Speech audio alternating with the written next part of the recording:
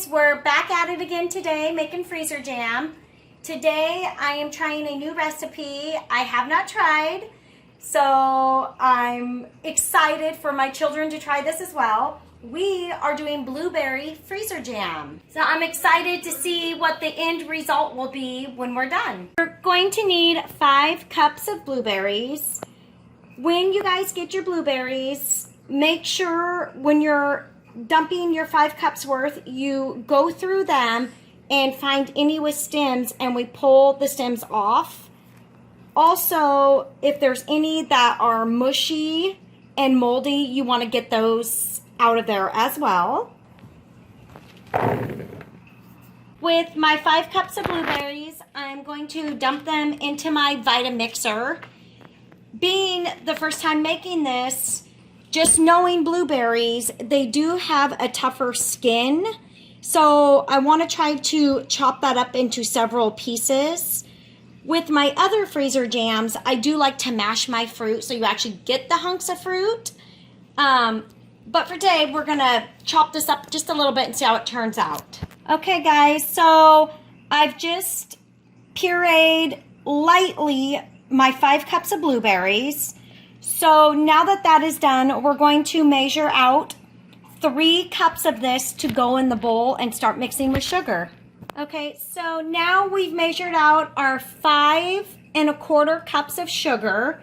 You want to dump it into the 3 cups of mashed blueberries or slightly pureed. So go ahead and mix it around. Once I've got the sugar basically covered with the blueberry liquid, I will then set my timer for 10 minutes.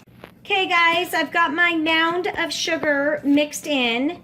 Now for 10 minutes, you want to let these dissolve together and stir it throughout the process so it can get incorporated together. The 10 minutes is almost up.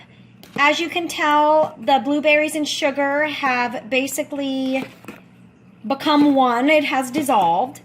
So at this point, we want to get our pectin going on the stove. So I like using the Sure-Jell brand. I've bought this in the past with my other freezer jams I do. It sets very well and my jams turn out. So we're going to add 1 pack of Sure-Jell. And we got the 3/4 cups of just warm, lukewarm water. It will start out lumpy, but as it warms, I will show you it liquefies more. So I've had this on the heat just for a little bit. You want to warm your pectin and water at a medium to high heat. Make sure you continuously stir it so nothing burns to the bottom.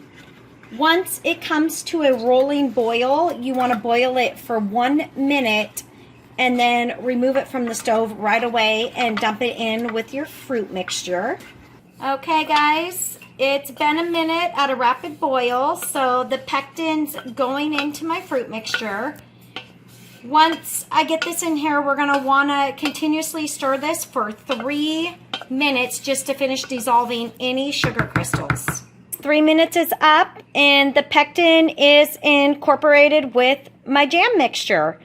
So it is time to fill the jars. But first, I have to get a couple opinions, girls. Say hi. Hi. All right, girls, go ahead. Tell Mama what you think.